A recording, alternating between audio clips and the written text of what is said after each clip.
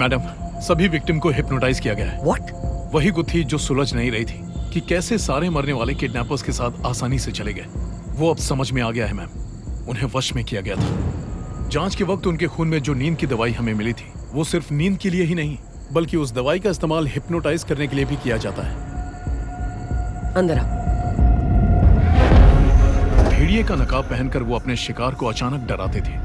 आवाज सुनकर जैसे ही वो मुड़ता, उसके शरीर में नींद की दवाई का इंजेक्शन डाल देते, और जैसे ही दवाई का असर शुरू हो जाता, हिप्नो व्हील की मदद से वो उन्हें वश में कर लेते और शिकार उसी वक्त अपना होश खो बैठता।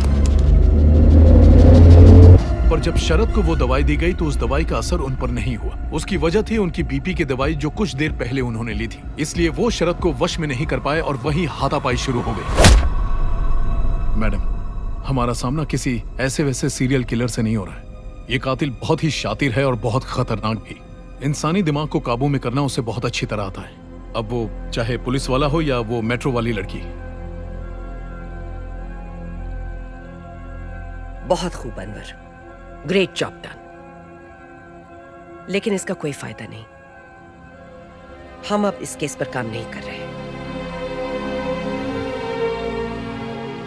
इतना ही नहीं अनवर, जरा सोच कर देखो, इस शहर में कितने सारे साइकोलॉजी एक्सपर्ट्स होंगे। यहाँ हजारों लोगों ने हिप्नोटिक स्किल्स की पढ़ाई की होगी। एक एक से जाकर पूछना, ये सब प्रैक्टिकली पॉसिबल नहीं है अनवर। पर हाँ, जानकारी होना अच्छी बात है। नई टीम के साथ ये डिस्कस कर लो। I am helpless. देखा जाए तो मैडम की बात सही है। शहर में तो कई साइकियाट्रिक एक्सपर्ट्स होंगे, और यकीन मानो हर घर में हर दूसरा आदमी रोज सोने के लिए नींद की गोली लेता होगा। चीयर्स।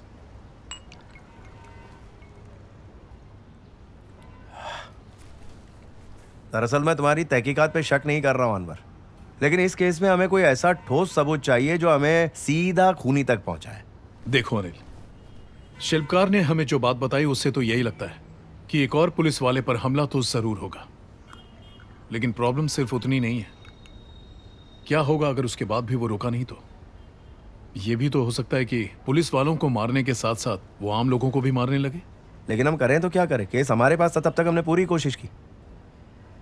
और कुछ होना हो, ऊपर वाला कुछ चमत्कार कर देता तो केस सुलझा लेते। इस केस में तो भगवान ने भी हमारा साथ नहीं दिया।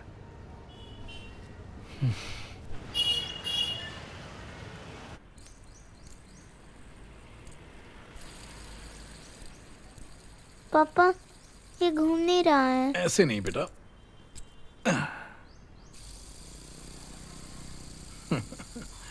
हाँ,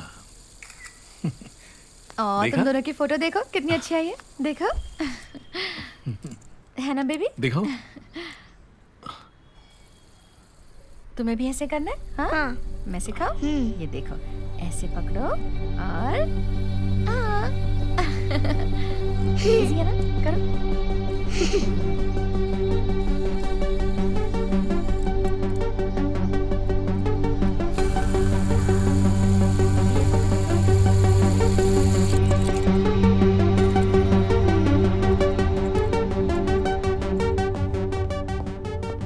कुछ पता चला?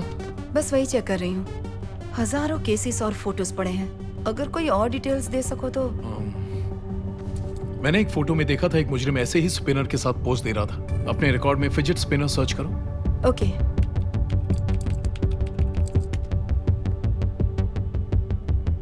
नहीं अनवर, ऐसी कोई भी फोटो नहीं है। शायद कोई और नाम होगा। एक मिनट, मैंने सिर्फ अपने जिले में ही चेक किया है। मैं दूसरे जिलों में देखती हूँ। हाँ प्लीज देखो। एक केस मिला है। रुको, फिजिट स्पिनर। आगे बढ़ो। हाँ, साइमन मंचूरन, पिता का नाम जॉर्ज मंचूरन। रुको, ये बात है 22/9/2012 की। थिरुविला शहर की कुट्टूर पंचायत में रहने वाले जॉर्ज मंचूरन और एना मंचूरन का बेटा साइमन मंचूरन। बचपन से ही साइमन ने अपनी एक अलग ही दुनिया बना रखी थी। उसने यूके में रहकर अपनी कंप्यूटर इंजीनियरिंग पूरी की और फिर इंडिया वापस लौट आया। वो अपना ज्यादा वक्त एक बंद कमरे में अपने कंप्यूटर के साथ बिताता था।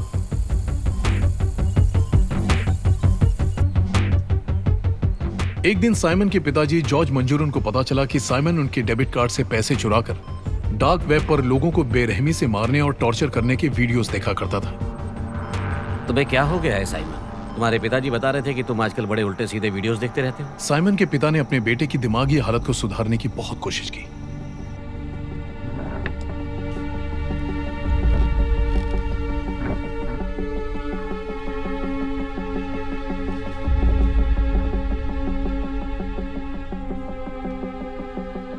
कुछ ही दिनों के बाद पुलिस को किसी ने बताया कि जॉर्ज और उनकी बीवी काफी दिनों से चर्च नहीं आए थे, और फिर पुलिस ने अपनी कार्रवाई शुरू कर दी। ये जॉर्ज मंजूरन का घर है? जी सर। तुम्हारे माता पिता कहाँ हैं? वो दोनों तो अमेरिका गए हैं सर। वापस कब आएंगे? वो तो नहीं पता सर, शायद 1-2 साल बाद। फोन स्विच ऑफ आ रहा है लेकिन। उन्होंने नंबर चेंज किया होगा, इसीलिए स्विच ऑफ आ रहा है। तुम क्या करते हो? मैं बीटेक ग्रेजुएट हूँ सर। नौकरी नहीं करते? ढूंढ ही रहा हूँ। कोई और नहीं है क्या घर पर? नहीं सर, यहाँ मैं अकेला ही हूँ।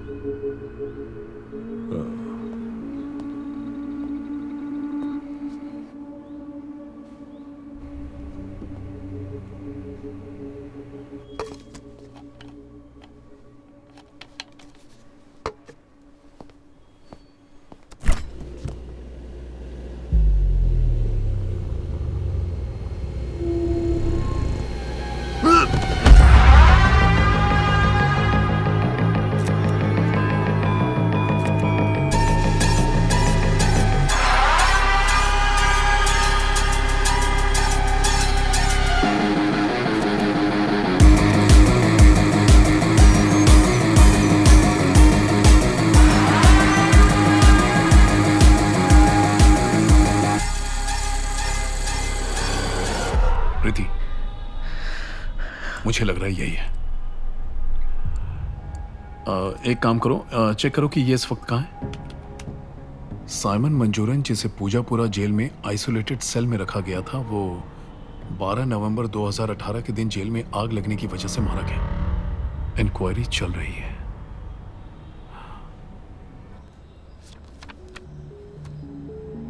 अनवर, मेरी बात ध्यान से सुनो। जब ये केस तुम्हारे पास था तो तुमने इस केस को और बिगाड़ दिया था।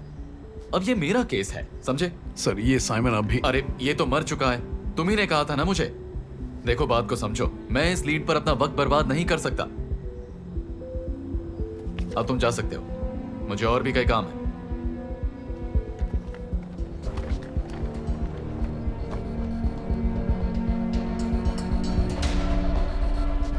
सर, साइमन मंजूरन जैसा कोई आदमी जो डार्क वेब और हैकिंग करने में बहुत माहिर है, कि इसमें जरूर उसका कोई कनेक्शन है। और मेरी रिसर्च के मुताबिक मैं आपको बता दूं कि साइमन मंजूरन की मौत की खबर झूठी भी हो सकती है। आप अपना काम करिए। इस केस को सुलझाने के लिए मुझे किसी के परमिशन की जरूरत नहीं है।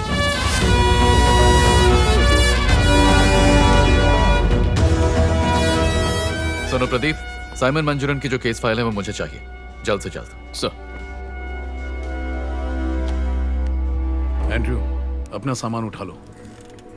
मुझे नहीं लगता कि इस केस में मुझे अब तुम्हारी कोई मदद लगेगी।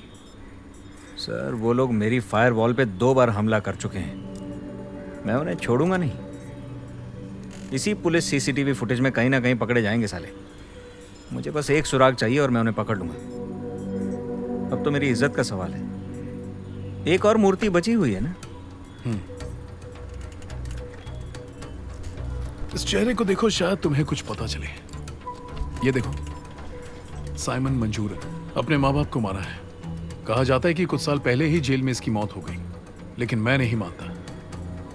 सर, ये तो... क्यों, क्या हुआ?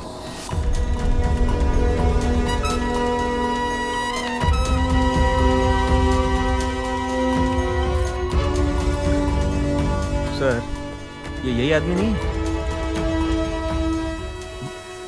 लगता है चाची 420 बन के हम सबको घुमा गया। घुमा नहीं गया, बल्कि अपने ही चक्रव्यूह में फंस गया। एक काम करो, ये दोनों फोटोज मुझे मेल करो जल्दी। ओके सर, मैं चलता हूं।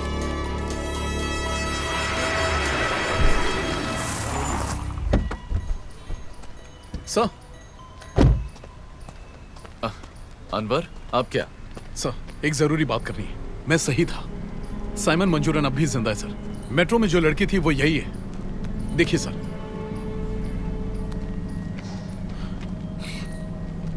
साइको साइमन जिंदा जरूर था, लेकिन सिर्फ 3 घंटे पहले तक। क्या? ये केस क्लोज हो चुका है। वो आज सुबह ही मर गया।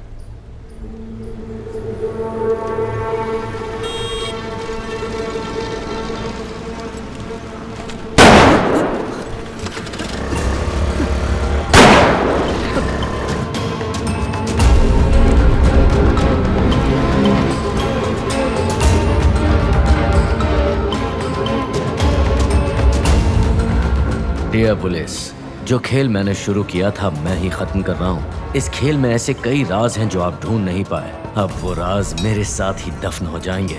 इस खेल में अब वो मजा नहीं रहा।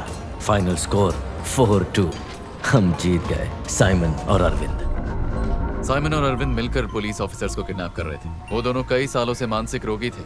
अरविंद ने बिना किसी वजह के अपने पड़ोसी को मारने की कोशिश की थी, जिसकी वजह से उसे मेंटल हेल्थ सेंटर भेज दिया गया था। उसकी अपने बच्चों से भी खास नहीं बनती थी। और फिर तकरीबन 6 महीने पहले साइमन अरविंद की ही बिल्डिंग में टॉप फ्लोर पर एक नकली नाम से रहने लगा। साइमन जानता था कि अरविंद भी एक मानसिक रोगी है, इसलिए उसने उसका फायदा उठाया। और उस शिल्पकार ने जो उन आदमियों का हुलिया बताया था वो इन दोनों से मैच कर रहा है। और जब उन्हें लगा कि वो पकड़े जाएंगे तो उन्होंने खुद को शूट कर लिया। तो ठीक है अनवर, चलता हूँ, प्रेस कॉन्फ्रेंस के लिए जाना है। बाय। मिलते हैं, बाय।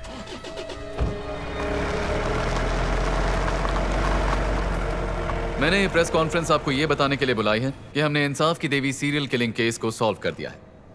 2 लोग जिनकी पुलिस से दुश्मनी थी, साइमन मंजूरन और अरविंद कारता, ये दोनों मानसिक रूप से बीमार थे और इस केस के मुख्य आरोपी साइमन मंजूरन, जिस पर पहले से ही एक केस चल रहा था, कुछ समय से सेंट्रल जेल में सजा काट रहा था क्योंकि उसने कई साल पहले बड़ी बेरहमी से अपने माँ बाप का खून किया था। ये आखिरी बॉल पे बैटिंग करने आया, छक्का मारा और इस केस को क्लोज करके मैन ऑफ द मैच बन के चल दिया। तो इसमें हमारा क्या किरदार था? मैं नहीं अनिल, मुझे अभी भी इस केस में कोई गड़बड़ लग रही है।